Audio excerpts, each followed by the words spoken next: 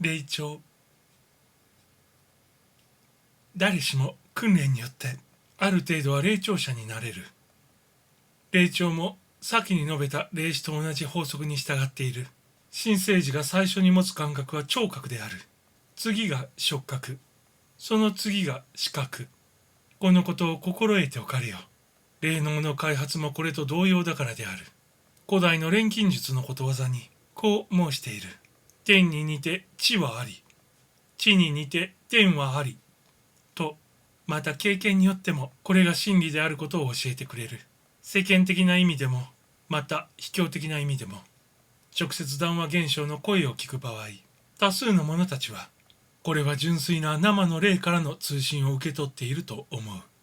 霊媒の器官を全然使用していないからである。だが、これは間違いである。なるほど。聞こえる声は、見たところでは肉体とのつながりは何もない。しかし事実は、霊媒のエーテル体の喉と声帯を使用しているのである。確かに直接声は耳に聞こえ、肉体の喉は使用されていないが、発声のためには霊体のエーテル体が必要なのである。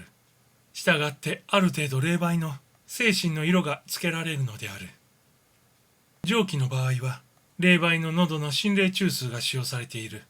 さてこの喉中枢は、直接に霊長とつながりを持っている。これは瞑想で試みることができる。気持ちを喉中枢に集中すれば声が聞こえてくる。片身に沈黙の力、すなわち霊の静寂を学ぶに至れば、霊長が高まることが分かってびっくりすることだろう。皆さんは霊の声を聞きたがっている。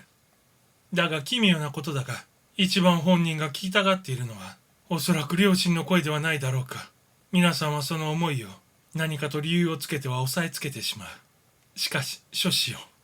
この声を聞くことの中にこそ、霊長の真実の道が存在している。皆さんが内心の良心の声が聞こえるように我を殺して、自己に厳しくなればなるほど、皆さんは霊長の道を速やかに前進することになる。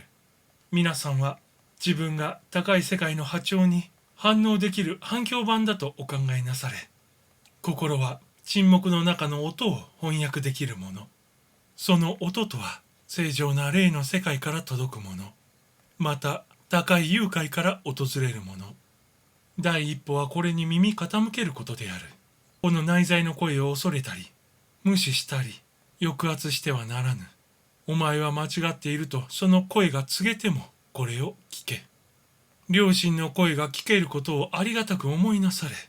その声を通じて、やがて人は天使の歌が聞ける。真実の反響板を開発していくのである。